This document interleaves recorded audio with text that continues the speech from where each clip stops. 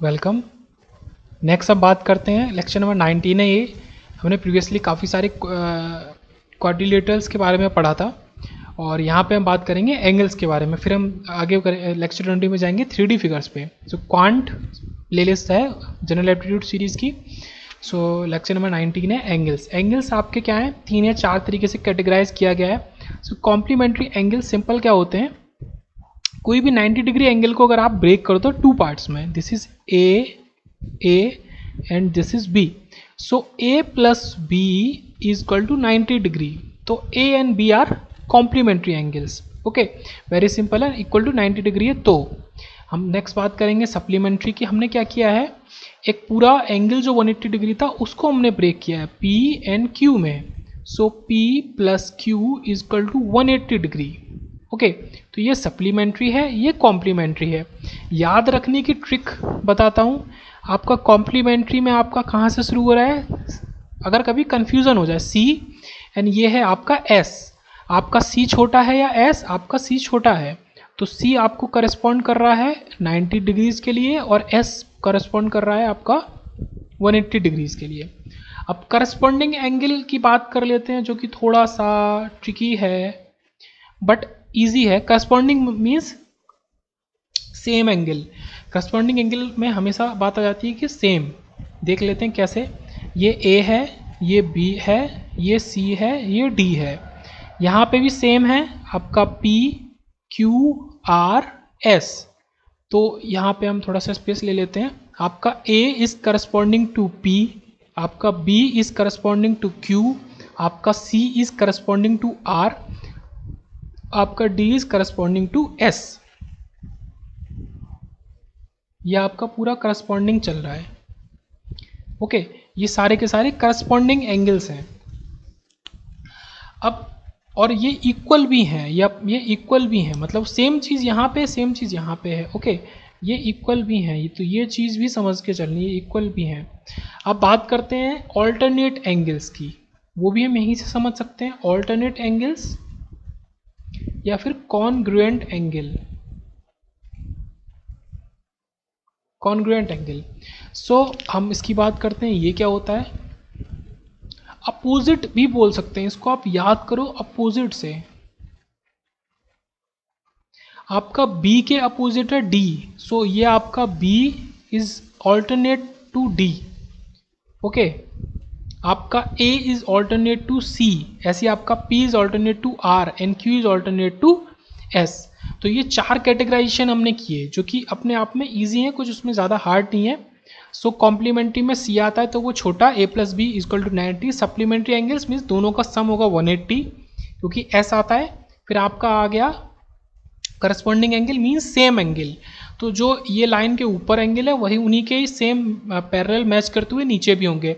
और alternate angle means वो वहीं पे एंगल है, ये D यहाँ पे, इसी के अपोजिट में जो B है वो ऑल्टरनेट एंगल होगा।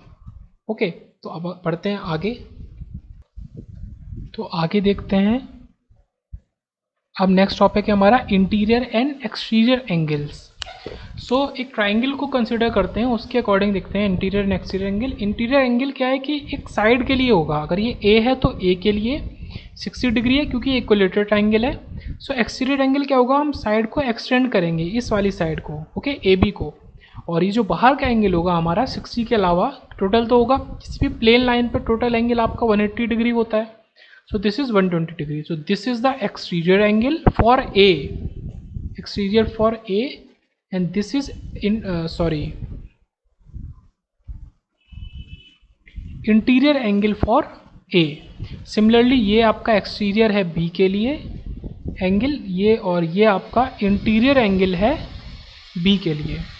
ओके, तो इंटीरियर एंड एक्सटीरियर एंगल तो काफ़ी सिंपल कॉन्सेप्ट है। अब कुछ बात कर लेते हैं, अलग पहले इसको देख लेते हैं। ओके, तो हमें एक्सटीरियर एंगल और इंटीरियर एंगल निकालना था। ये सेम है आपका 120 डिग्री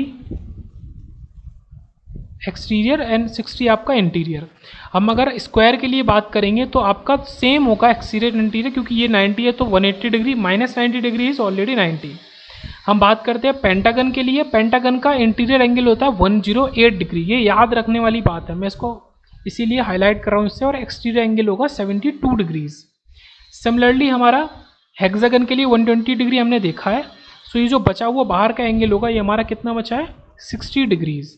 सो पेंटागन, हेक्सागन, और नेक्स्ट हमारा इसी तरीके से देखेंगे तो आपका 45 डिग्रीज किसके लिए निकलेगा, सेप्टागन के लिए। तो वो इतना कॉमन नहीं है।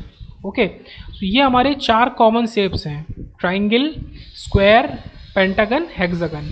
तो इसके लिए हमें याद होना चाहिए। अब बात करते हैं interior angles in regular polygons. If a shape is regular all of its angle are same size. अगर एक शेप रेगुलर है मतलब साइड्स इक्वल हैं तो सारी की सारी हमारा सेम होगा। तो यहाँ देख लेते हैं इन तीनों का सम, ये जो सेंटर में लिखा है ये साइड का सम है, ना कि सेंटर एंगल का। ओके, सेंटर एंगल हमेशा 360 डिग्री ही होगा। लाइक हमने ये जो बनाया था ये सेंटर है, तो ये जो एंगल आया था ये हमेशा पॉलीगन के अंदर 360 डिग्रीज ही होगा। Okay, so regular pentagon square का तो पता है 4 और 90 है, तो ये 360 होगा, ट्राइंगल में 180 होगा। एंड रेगुलर पेंटागन पे गए तो ये हमारा 108 डिग्री होता है। ये हमने ऊपर भी देखा था, ये देखा था, सॉरी नीचे, हाँ ये हमारा 108 डिग्री था। सो 108 डिग्री और पेंटागन मीन्स 5 साइड्स हैं, तो ये आपका 540 डिग्री होगा सम। ऐसे आपका हेक्सागन में 720 डिग्री क्योंकि 120 है और 6 साइड्स हैं, और हेप्टागन में आपका 900 डिग्री, इसी हिसाब से बढ़ेगा। अब if the polygon has n sides, किसी भी पॉलीगन की n साइड्स है तो एंगल का सम कितना होगा, n-2 इंटू 180 डिग्री। तो जैसा कि हेक्सागन के लिए निकालेंगे सम पूरे के पूरे एंगल का, तो 6 - 2 मतलब 4 इंटू 180 डिग्री, तो ये आपका आ गया 360 डिग्री, सॉरी 720 होगा, 720 डिग्री। तो यह आपका ये आ गया सम। तो ये बहुत इंपॉर्टेंट है किसी भी पॉलीगन का, या फिर ये भी अपने आप में पॉलीगन है स्क्वायर, पॉलीगन का आपको टोटल सारी की सारी जो साइड्स हैं वहाँ के एंगल का सम निकालना है। तो sides -2, number of side -2 into 180 degree, ये -2 ज़रूरी है। ओके, और बाकी अगर आप टोटल सम जानते हो तो आप n से डिवाइड कर दो तो आपका एक एंगल निकल आएगा।